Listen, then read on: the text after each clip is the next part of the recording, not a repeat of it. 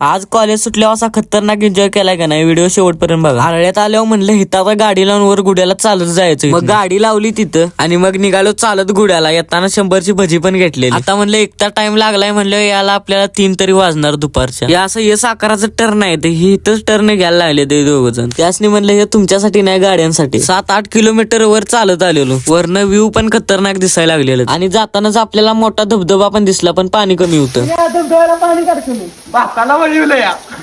रोप लावायचं चालले.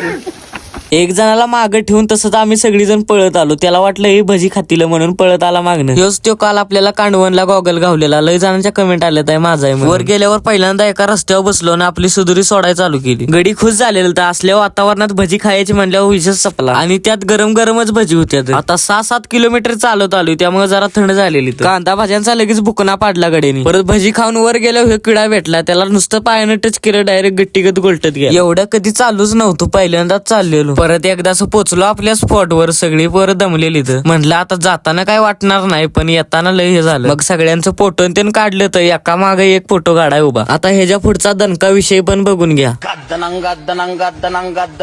कुठून